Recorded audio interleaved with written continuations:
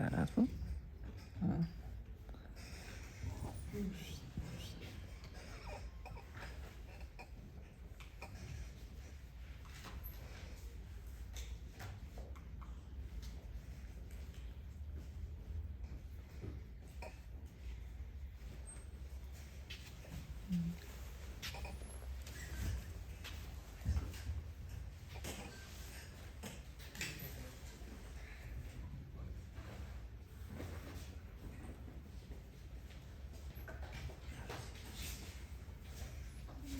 Buen día. ¿Y esto para qué han puesto? ¿Para hacer un podcast? O sea, puedo hacerlo si quieren. Se proyectan, pero en 2, 3.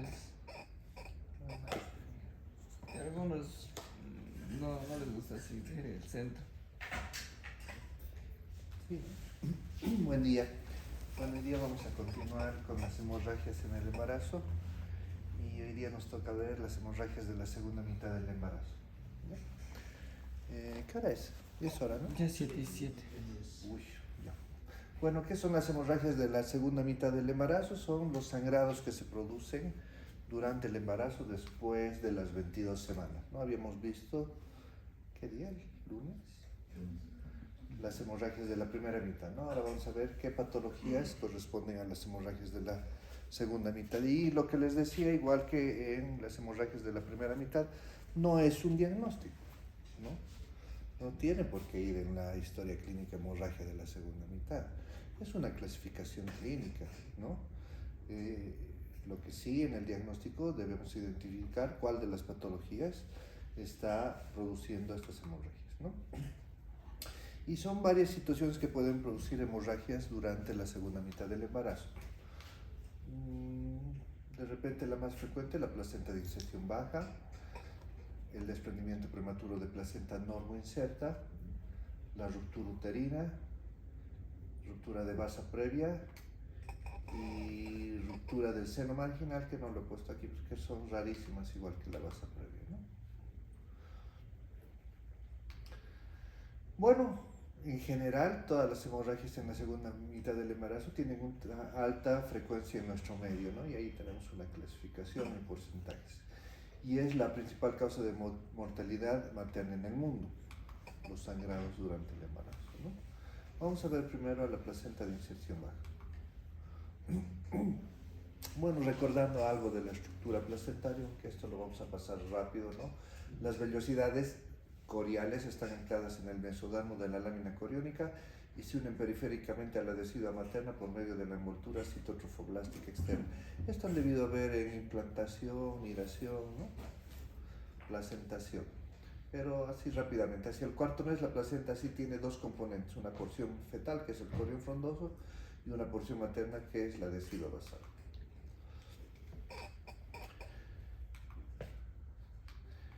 Esto sí es importante, ¿no? La anatomía de la placenta término tiene un diámetro de 15 a 25 centímetros, más o menos, un espesor de 3 centímetros, puede ser un poco más, algunos libros dicen hasta 5, pesa entre 500 y 600 gramos, una placenta de término, ¿no?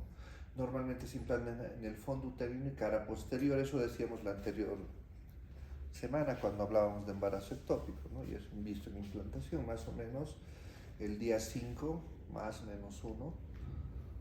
O más bien el día 6 más menos 1, el óvulo fecundado llega a la cavidad uterina y se implanta normalmente en la cara posterior fondo uterino. Se desprende de la pared uterina después del parto. ¿En qué periodo? ¿Ya han visto el trabajo de parto?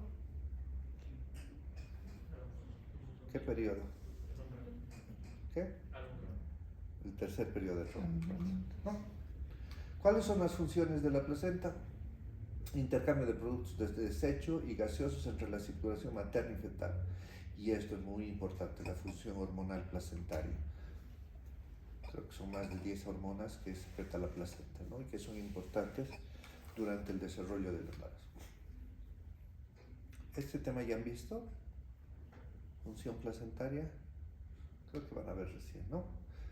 ¿Cuál es la frecuencia en la placenta de inserción baja? 1 de cada 200 embarazos aproximadamente, y esto es bastante frecuente. Esto es en la maternidad, tenemos una incidencia mayor de 10% aproximadamente de todos los embarazos, pero les explicaba eso que en realidad se debe a que la maternidad es un hospital de tercer nivel, donde llega todo, ¿no?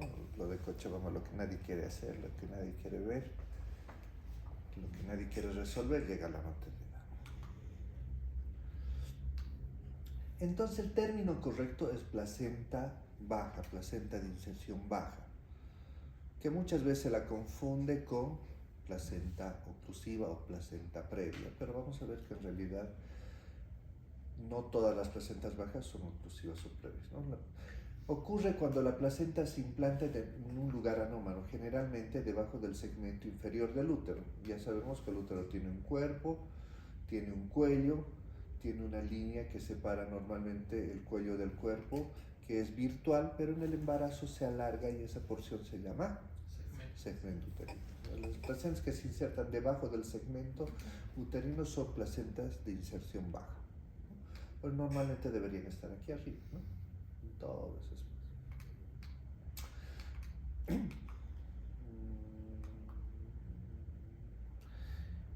Y estas placentas pueden ser de 4 tipos, ¿no?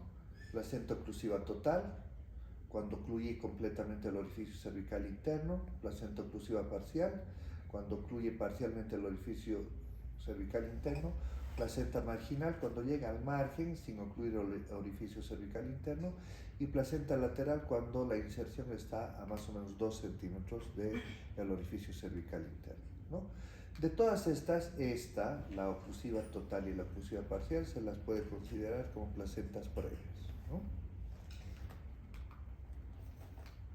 ¿Cuál es la causa de esa inserción anómala? Bueno, en realidad no se sabe bien, pero hay algunas teorías que tratan de explicar esta situación. Primero, una capacidad de fijación del trofoblasto tardía, ¿no? Entonces, en vez de insertarse en el fondo uterino, se inserta por debajo del seno. Una capacidad de fijación del endometrio aumentada, y esto sucede principalmente en úteros que tienen cicatrices, donde está aumentada la vascularidad. Por eso la placenta de inserción baja, el embarazo en cicatriz de cesárea, son relativamente frecuentes en pacientes que tienen cesáreas previas, ¿no? Pero cualquier otra cicatriz, por ejemplo, de miomectomías, puede producir el mismo fenómeno. ¿Qué factores predisponen? Lo que decíamos, cicatrices previas, abortos o legrados, que veíamos en la anterior clase, ¿no? Que producen daño en el endometrio. Si dañas el endometrio donde debería fijarse, el óvulo fecundado va a buscar un lugar de mejor implantación, de mayor vascularidad, ¿no? Procesos infecciosos, tumores que impiden la anidación donde debería ser, la multiparidad, las pacientes que tienen un montón de cicatrices donde se ha insertado la placenta, el óvulo fecundado va a buscar un mejor lugar, y a veces el mejor lugar está debajo del segmento uterino. Embarazos gemelares, lo mismo, la mucosomía fetal. Ahora, ¿cuándo decimos placenta previa? Lo que les decía, ¿no? Es cuando la placenta cubre parcial o totalmente el orificio cervical interno. O sea, normalmente la placenta fondo uterino, cara posterior, ¿no? El orificio cervical interno está libre, pero cuando la placenta ocluye el orificio cervical, estamos hablando de una placenta previa. Y en este caso de placentas de inserción baja, en estos dos, la oclusiva parcial y total, imposible que puedan hacer por un parto vaginal, ¿no? O sea, de poder puede desgarrarnos la placenta y produciendo una hemorragia que puede causar la muerte de la niña, ¿no? Pero en esos casos está contraindicado el parto vaginal, que es una de las pocas contraindicaciones absolutas de parto vaginal, ¿no? Después casi todas las demás son relativas. ¿Cuáles son los principales signos? Puede haber ya un sangrado durante la primera mitad del embarazo, sí. Ya en la segunda mitad, el sangrado vaginal puede ser profuso e indoloro. Generalmente es un sangrado rojo rutilante, y esto es importante, indoloro. No son pacientes que despiertan bañadas en sangre o con una cantidad de sangre en las sábanas y no se han dado cuenta, ¿no? Se asustan, ¿no? Normalmente no duele, eso a diferencia de las siguientes patologías que vamos a ver. Y es rojo rutilante, generalmente ese sangrado. Al examen abdominal hay ausencia de trabajo de parto, generalmente no hay contracciones, el útero se encuentra relajado, blando y no doloroso. ¿Cuál es el mecanismo del sangrado? El istmo se distiende a partir del séptimo o octavo mes del embarazo, entonces el segmento se va formando. ¿El segmento para qué sirve? Es la primera parte del canal del parto, ¿no? Entonces, al ir elongándose, hay un disparalelismo entre la inserción placentaria y la adhesiva que va rompiendo vasos, y eso produce sangrado, ¿no? La placenta no se puede distender al mismo ritmo que el útero, existe apertura de espacios intervellosos, pérdida sanguínea de origen materno, y durante el parto las modificaciones cervicales pueden desgarrar también las vellosidades coreales y vasos fetales que transcurren entre ellas, ¿no? Porque el cuello se va borrando, el segmento se va adelgazando, y esto produce mayor desprendimiento de sus vasos anclados, ¿no? Por consiguiente, a la pérdida de sangre materna se incluye también pérdida de sangre fetal, placentaria, ¿no? Como en todo, para todo esto es valedero, el diagnóstico debería ser siempre clínico, ¿no?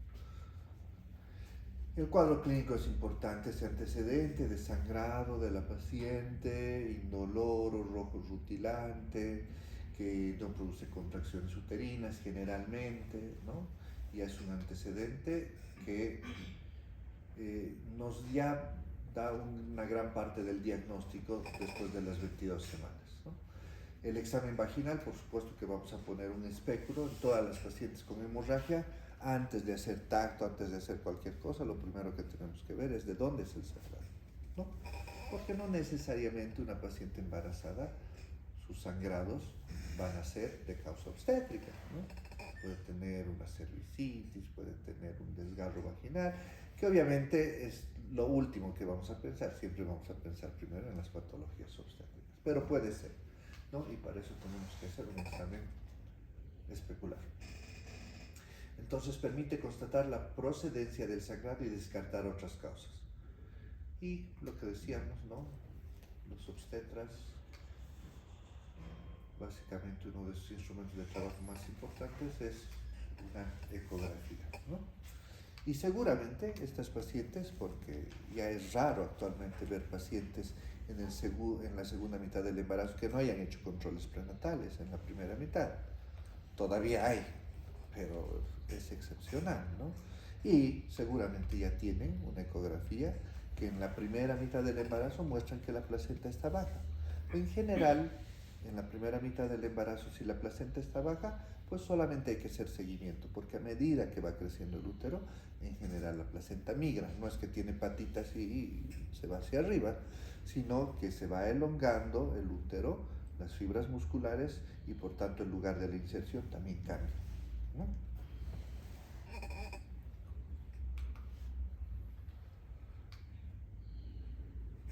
Entonces los sangrados en las placentas, sobre todo oclusivas totales y oclusivas parciales, se inician ya desde las 24 o 28 semanas.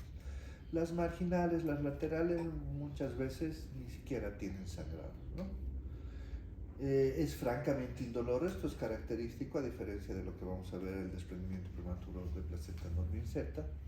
Aparece de forma súbita, generalmente durante el sueño, les decía, los pacientes están durmiendo, despiertan bañadas en sangre, sangre líquida, roja, rutilante, puede ser masiva, ¿sí? Y ocasionar un trastorno hemodinámico que requiera... ¿Tiene alargador?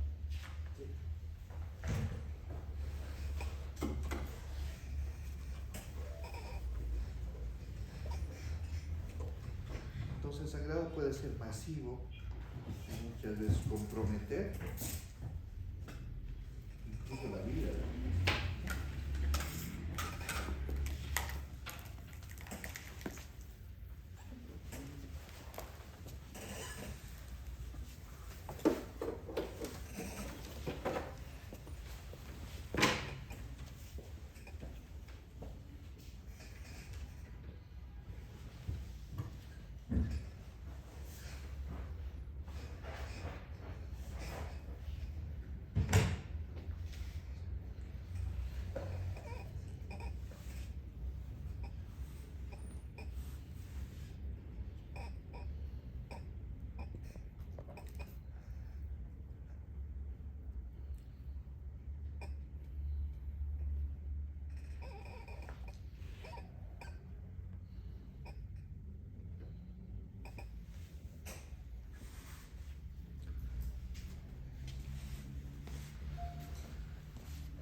Por supuesto que durante el trabajo de parto el sangrado es mayor y eso es lo que hay que evitar, ¿no? Estos pacientes no deberían entrar en trabajo de parto, salvo sea una marginal o lateral, y en ese caso, en algunas situaciones, las pacientes sí pueden tener un parto por vía vaginal, ¿no? Pero en las oclusivas, no, ni siquiera deberían entrar en trabajo de parto, ¿no? Entonces se debería hacer una cesárea programada. ¿Qué otros hallazgos asociados podrían haber? Presentaciones anómalas, ¿no? Si el segmento está ocupado por la placenta, pues la cabeza muchas veces no se va al lugar que debería estar y pueden tener situaciones transversas, oblicuas transicionales, pélvicas, etcétera, etcétera, ¿no? Situaciones y presentaciones anormales. O presentaciones altas por falta de descenso. Claro, esto ya nos podría hacer sospechar que tiene una placenta previa, ¿no? Diagnóstico diferencial, causas no uterinas, varias, ¿no? Lo que les decía, exocervicitis, cervicitis, erosiones cervicales, laceraciones vaginales, ruptura de varices, hematuria. ¿Cuál es la principal causa de laceraciones cervicales y desgarros vaginales fuera del embarazo? O incluso en el embarazo, pero de causa no obstétrica. ¿Qué? Relaciones sexuales. Los desgarros poscoitales, ¿no? Ruptura de varices, hematuria, hay que descartar, ¿no? Siempre el sangrado es del útero, puede ser vesical. Y diagnóstico diferencial con todos los cuadros de hemorragias de la segunda mitad, de PPMI, ruptura de vasos previos, de vasa previas, ¿no? Ruptura uterina, ruptura del seno vaginal, torsión de útero. Esto es absolutamente raro, pero neoplasias cervicales, esto debería ir en causas no obstétricas, ¿no? ¿Cuál es el manejo? Pues pacientes con hemorragias de la segunda mitad hay que internarlas, siempre. Investigar bien qué tipo de placenta es, valorar la cantidad de sangrado, ver si no tienen un trastorno hemodinámico, etcétera, etcétera. Entonces hay que hospitalizarlas, canalización de la vía, control de diuresis, sobre todo si las hemorragias son importantes, evaluación del estado materno y todos los exámenes de laboratorio, monitorización de las funciones vitales maternas, fetales, obstétricas, ¿no? Entonces eso significa que la paciente va a estar con monitor, hay que hacerle mínimamente una cardiotocografía, una ecografía Doppler, una ecografía de valoración del cuello, una obstétrica, disponibilidad de sangre compatible siempre. Entonces eso significa que estas pacientes no pueden ser atendidas en cualquier hospital, hospitales que cuenten con sangre, ¿no? Ideal. Reposo en los casos en los que el embarazo no es de término y la paciente no tiene un sangrado muy importante o muy abundante, o no está condicionando una morbilidad y trastorno hemodinámico. Entonces reposo, hay que internarla, no citósicos ni edemas, o sea que eso significa que no le puedes poner oxitocina, nada de eso, ¿no? Considerar terminar la gestación depende de la cantidad del sangrado y de la alteración hemodinámica que pueda tener la paciente, ¿no? Si es muy importante, incluso independientemente de la edad gestacional, se interrumpe el embarazo, ¿no? Pero en lo posible, siempre en obstetricia, lo que se tiene que tratar de hacer es un manejo conservador en embarazos pretérminos para alcanzar lo más cerca que podamos estar de las 37 semanas, ¿no? Si es un embarazo de 37 semanas o más, no tienes que pensar nada, se interrumpe el embarazo, ¿no? Entonces el tratamiento varía, lo que les dije, según la magnitud del sangrado. Si nos da tiempo para hacer una valoración pulmonar, hay que hacerla. Si es un sangrado de más de 300 ml, una cesárea inmediata, lo que les decía, ¿no? La edad gestacional menor a 36 semanas, control, vigilancia, tratar de hacer un manejo conservador. En una gestación de término, cesárea, pero bueno, esto en placentas oclusivas totales y en inclusivas parciales. En marginales y laterales se puede dar opción a parto siempre y cuando hayan las otras condiciones obstétricas, ¿no? Y con mucho cuidado, vigilancia estricta, ¿no? cuando se acompaña de acretismo placentario, bueno, ayer justamente en la maternidad operamos un caso con acretismo placentario, ¿no? Entonces, las placentas de inserción baja con cesáreas previas están de la mano de acretismos placentarios y esos son de los cuadros más graves en obstetricia, ¿no? Que generalmente, no generalmente, aunque actualmente justamente lo que se hizo ayer en la maternidad, manejo conservador en el acretismo placentario, ¿no? Se puede hacer. No necesariamente acretismo es sinónimo de histerectomía.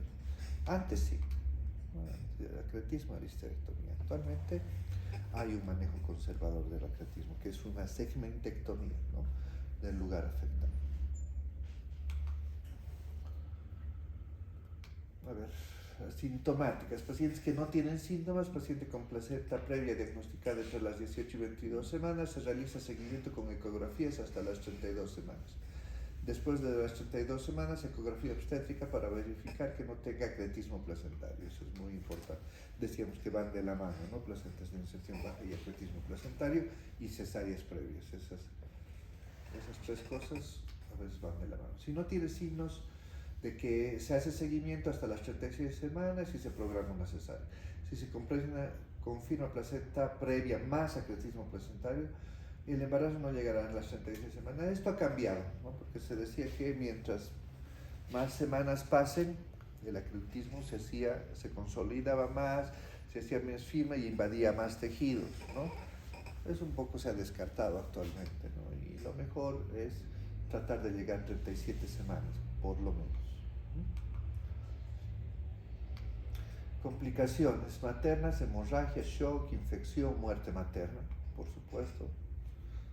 Pacientes que no acudan rápido al hospital, que son descuidadas, que no han hecho control prenatal, muchas veces llegan muertas al hospital. Fetales, prematuridad, hipoxia, con todas sus complicaciones a corto, mediano y largo plazo, sufrimiento fetal. ¿Alguna pregunta de placenta de inserción baja? El otro cuadro que se ve con relativa frecuencia en las hemorragias de la segunda mitad es el desprendimiento prematuro de placenta normoinserta. Y su nombre lo dice, placenta normoinserta, o sea, son las placentas que están insertadas en el lugar que deberían, pero se desprenden antes. Es la separación total o parcial de la placenta después de las 20 semanas, bueno, 22, ahí todo lo que diga 20, digan 22. Y después de la expulsión completa del feto. Perdón, y antes de la expulsión completa del feto, ¿no? En el caso de que estuviera en trabajo de parto. ¿Cuál es la fisiología? Es un proceso caracterizado por el desprendimiento parcial o total de la placenta antes del parto, que sea diferencia de una placenta previa, o sea, que no se deba a una placenta previa. La frecuencia es del 0.2%, 1 en 500, predominantemente más frecuente en multíparas. ¿Cuál es la causa? La principal causa de DPPNI actualmente son los procesos hipertensivos del embarazo, ¿no? Todos, pero principalmente las preeclampsias. La multiparidad, traumatismos externos, por supuesto que sí, todas las pacientes que tienen un accidente, que se han golpeado, que se han caído, que se han resbalado en sus casas y se han caído sentadas por mecanismo de contragolpe, se puede desprender la placenta. Cordón umbilical corto, brusca descompresión del volumen uterino en pacientes, por ejemplo, que tienen polidramios y se les hace un amniodrenaje, hay una posibilidad de desprendimiento de placenta, o durante el trabajo de parto rompes la bolsa en un polidramios y haces que el líquido salga muy bruscamente, puede haber una descompresión brusca y desprendimiento prematuro, ¿no? Lesiones endometriales de grados profundos, procesos infecciosos. Entonces, dentro de la etiología, las vasculopatías hipertensivas, ¿no? Hipertonía uterina, iatrogénica, ¿no? Estás conduciendo a la paciente con oxitocina y resulta que le abres todo el mecanismo de control del goteo, ¿no? y en vez de entrar 10 unidades de oxitocina, entran 30 unidades de oxitocina. Entonces, puede pasar, ¿no? Hipertonía uterina. Tumores uterinos. Los principales, ¿cuáles? ¿Miomas? Los miomas, sí. Falta de paralelismo en la retracción de los tejidos de la pared del útero y la placenta en la evacuación brusca en el polidramus. Así se ve una placenta con un desprendimiento. En este caso, una superficie de más o menos 20% se ha desprendido, ¿no?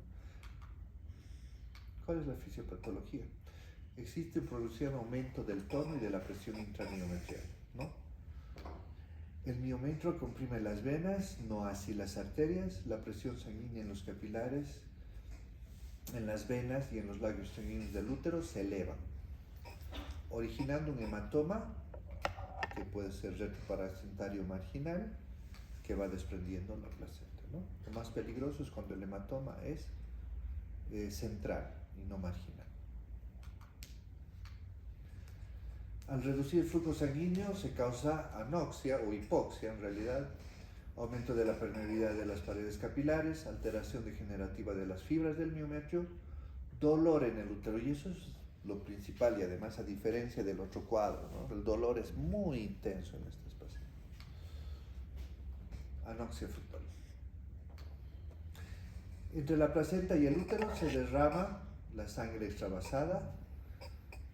Se produce hemorragia externa cuando la sangre logra salir, labrándose un camino entre las membranas y la pared uterina. Entonces, en los casos de desprendimiento, no siempre el sangrado es evidente, ¿no? Si es marginal, sí, siempre. Si es central, a veces cuando ya está muy desprendida la placenta, recién vemos sangrado. La cantidad de coágulos está en relación directa con la intensidad de la separación. En los casos graves, originan la llamada apoplejía uteroplacentaria de Cuvier, útero de Cuvier. ¿Qué es esto? Entonces, sobre todo en los desprendimientos centrales, la sangre no tiene dónde ir y va infiltrando las fibras musculares. A veces la infiltración es de un porcentaje tan importante del útero que esos úteros, le pongas lo que le pongas, no se contraen, ¿no? Después de la cesárea del parto, por supuesto,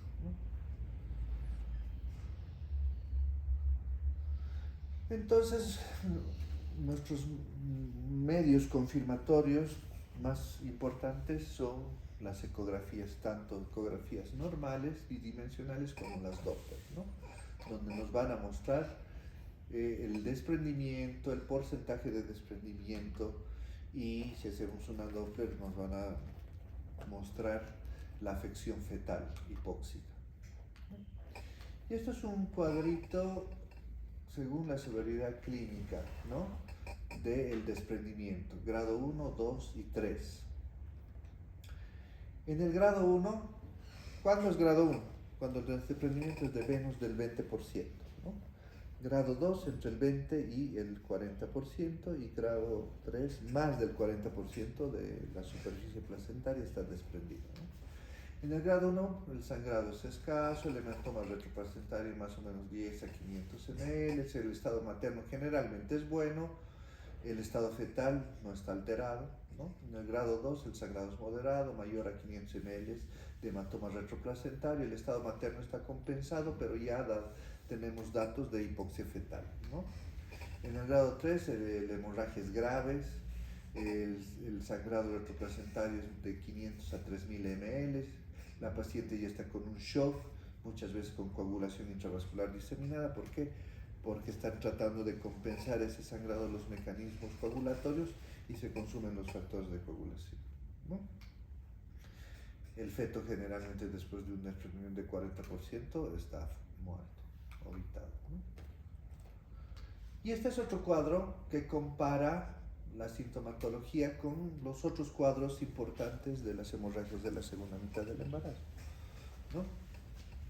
Por ejemplo, el sangrado en la placenta previa es rojo rutilante, decíamos. En el DPPNI es un sangrado oscuro con coágulos. En la ruptura uterina el sangrado puede ser rutilante en cantidad variable. Las contracciones en la placenta generalmente no hay, eso decíamos, ¿no? Por eso no hay dolor. En el DPPNI hay una contractura o hipertonía. El útero generalmente está hipertónico. Los libros clásicos de obstetricia lo describen como un útero leñoso, ¿no? Como leñoso, como madera, ¿no? Muy duro. En la ruptura uterina muchas veces no se palpa el útero, si es una ruptura total, está deformado en reloj de arena. Las características del útero: en la placenta previa es blando, en el DPPNI duro, en la ruptura uterina duro, la parte del cuerpo uterino, porque debajo de donde se ha roto a veces ni se palpa qué estás palpando. Y si el feto está ahí, lo que palpas es partes fetales, ¿no? El compromiso fetal en la placenta previa, en casos severos hay un compromiso fetal, como decíamos, ¿no? En grados 2, 3 y hay un compromiso fetal, incluso óbitos fetales. En el DPPNI siempre hay un compromiso fetal, ¿no? Hipóxico, que puede llegar al óbito fetal. En la ruptura uterina siempre, sobre todo si es una ruptura total, generalmente encontramos ya los fetos orbitados y la ruptura está consumada, ¿no? ¿Cuál es la evolución? Si el desprendimiento es poco extenso y asintomático y no estamos cerca de las 37 semanas, puede continuar el embarazo, su curso y llegar a término, ¿no? Si abarca una zona mayor, el parto se inicia con el feto muchas veces muerto. En algunos casos los tratamientos inadecuados llevan a hemorragia, shock y muerte materna. Pero en desprendimientos de grado 2, grado 3, independiente de la edad gestacional, hay que interrumpir el embarazo. No necesariamente por cesárea, de repente ya está con 8, 9 centímetros de dilatación y es una multípara, más rápido va a ser un parto, ¿no? El pronóstico materno ha mejorado sustancialmente en los últimos tiempos, mientras que el fetal sigue siendo muy grave, sobre todo si el desprendimiento es extenso. ¿Cuál es el tratamiento general? Reponer la sangre perdida, extraer al feto, hacer una cesárea o parto, ya hemos dicho. Si es una cesárea abdominal, si la paciente se agrava, hay que hacerla. Si el feto está vivo para prevenir su muerte y no está en trabajo de parto, no es multípara, pues hay que hacerla, ¿no? Cesárea. Ruptura uterina. ¿Alguna pregunta de DPPNI?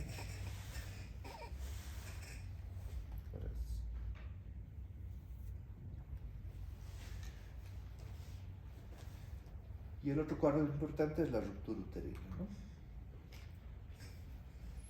Esa es una ruptura uterina, reparable. Por la ubicación, la ruptura puede ser en el segmento inferior, que generalmente sucede durante el parto, puede ser completa e incompleta, ¿no? Y en general esto está asociado a cicatrices de cesárea previa. La ruptura del cuerpo es más rara, puede suceder más frecuentemente durante el embarazo y está relacionada más a cirugías ginecológicas previas, por ejemplo, miomectomía, ¿no? Generalmente estas rupturas son completas, a diferencia de las del segmento, que pueden ser completas e incompletas. ¿Cuándo se dice completa? ¿Cuándo se dice incompleta? Es completa cuando todas las capas del útero se han separado. Es incompleta cuando solo el miometrio está separado, cubierto por la serosa.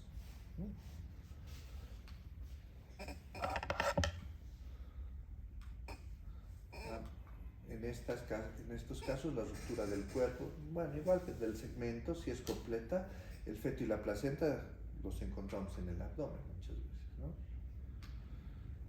¿Cuál es la etiología? Hiperdistensión que vence los límites de elasticidad natural, ¿no? Causas determinantes: DCP, o sea, fetos muy grandes, durante el embarazo en una paciente que no tiene cicatrices en el útero, difícil que se rompa por más que sean fetos grandes, por más que sean gemelos, por más que sean trillizos, quintillizos, lo que sea, ¿no? Pero si hay cicatrices previas, hay una alta probabilidad, ¿no? Tumores, ya hemos hablado, principalmente miomas, ¿no? Estenosis cicatrizal de la vagina, le das trabajo de parto a una paciente con peso normal en el feto, pero hay una estenosis en la vagina o es una vagina hipoplásica, nunca va a progresar el parto. Y el útero se va a sobredistender hasta romperse, ¿no? Situaciones transversas, que les das trabajo de parto, que a las pacientes no les da la gana de acudir al hospital, ¿no? Volumen fetal, por ejemplo, la hidrocefalia, posible que pase a la segunda mitad del canal del parto, esos fetos hidrocefálicos, ¿no? Presentaciones de cara, de frente, que son distocias de presentación, que seguramente van a ver o ya han visto. Traumatismos naturales provocados y iatrogénicos, cuando no se sabe hacer, y en realidad muchos libros de obstetricia estaría contraindicado hacer la maniobra de Christeller, ¿no? En el trabajo de parto. ¿Qué factores predisponen? La multiparidad, pacientes que han tenido tantos embarazos que el útero está lleno de cicatrices, ¿no? Ya no son úteros normales. La hipoplasia, principalmente de cuello y de vagina. Cicatrices es lo principal actualmente, procesos inflamatorios, malformaciones uterinas, ¿no? Cualquier malformación uterina. Síntomas. Lo importante en la ruptura uterina es hacer el diagnóstico en una etapa previa a la ruptura que se llama inminencia de ruptura uterina, ¿no? Pues cuando ya está roto, el feto está muerto, la mamá también puede estar muerta, ¿no? Pero ya el pronóstico es malo. Entonces, lo importante es hacer diagnóstico en esto, en la inminencia de ruptura uterina. Y hay signos locales: contracciones y dolor intensos, edema vulvar, elevación del anillo de Bandel. Esos son signos clásicos, ¿no? Signo de Bandel, Frommel y Pinar.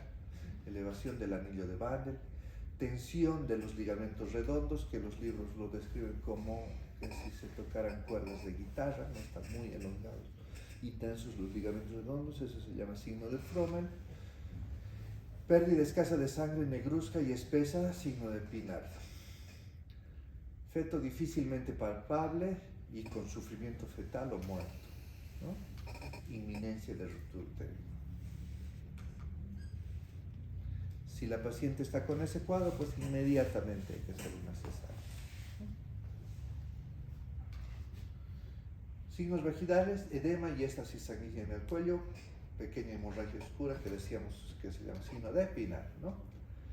Signos generales: la paciente está inquieta, ansiosa, angustiada, una facies álgica característica. Cuando la ruptura está consumada, pues hay cesación repentina de las contracciones, hay un dolor agudo, que el libro lo describe como dolor lancinante, que después de eso se pierde el dolor. El útero se toca como un tumor duro muy alto, el feto está fácilmente palpable en el abdomen, hay tenesmo urinario porque muchas veces ese desgarro y esa ruptura afecta a la vejiga y muchas veces puede producir una ruptura vesical o laceraciones vesicales. Muchas veces hay hematuria, sobre todo en pacientes que se ha roto la cicatriz necesaria previa, ¿no? Y signos de shock.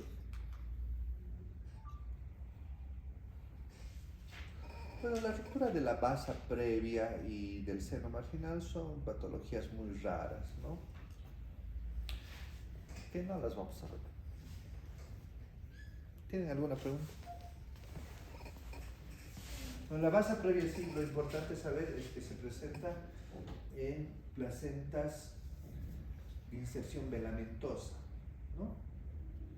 Que es una anomalía estructural de la placenta, donde los vasos, antes de insertarse, el cordón normalmente se inserta en la placenta, ¿no? En la placenta velamentosa hay una distancia entre la inserción del cordón y la placenta donde discurren los vasos cubiertos solamente por membrana, ¿no? Ese es el velamentoso. Entonces, cuando uno de esos vasos está sobre el orificio cervical interno, se puede romper y eso es la ruptura de basa.